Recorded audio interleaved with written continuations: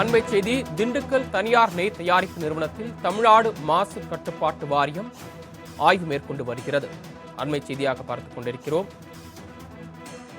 திருப்பதி லட்டு தயாரிப்பிற்கு நெய் வழங்கிய திண்டுக்கல் மாவட்டத்தில் இயங்கி வரும் நெய் தயாரிப்பு நிறுவனத்தில் ஆய்வு மேற்கொள்ளப்பட்டு வருகிறது. தமிழ்நாடு மாசு கட்டுப்பாட்டு வாரியம் சார்பில் ஆய்வு மேற்கொள்ளப்பட்டு வருகிறது. கூடுதல் விவரங்களை வழங்குவதற்காக செய்தியாளர் ராஜ்குமார் இணைப்பில் காத்திருக்கிறார். ராஜ்குமார், இந்த ஆய்வு தொடர்பான மேலும் தகவல்கள். வணக்கம் சரவணன். திருப்பதி கோவிலில் லட்டு தயாரிக்கும் நெய்யில் விலங்கு கொழுப்பு கலக்கப்பட்டுள்ளதாக சர்ச்சை ஏற்பட்டுள்ளது. இந்த சம்பவம் ஆந்திரா மட்டுமில்லாது இந்தியா முழுவதும் உள்ள திருப்பதி ஏழுமலையான் பக்தர்கள் மத்தியில் அதிர்ச்சி ஏற்படுத்தியுள்ளது.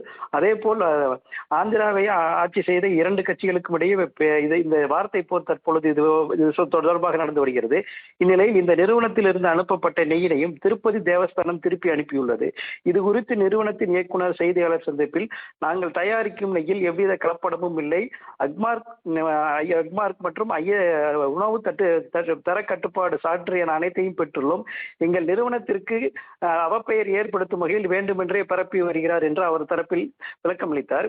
இந்நிலையில் தமிழ்நாடு மாசு கட்டுப்பாட்டு வாரிய அதிகாரி செயற்பொறியாளர் அனிதா தலைமையிலான அதிகாரிகள் தற்போது நிறுவனம் முழுவதும் ஆய்வு செய்து கொண்டிருந்தனர். அதேபோது நெய் தயாரிக்கும் அறை, அதை சுற்றியுள்ள அறைகள் மற்றும் எவ்வாறு அந்த பகுதி சுத்தமாக உள்ளது, ஏதேனும் கழிவுகள் உள்ளதா என்று தொடர்ந்து ஆய்வு செய்து கொண்டிருந்தேன். சரவணன்,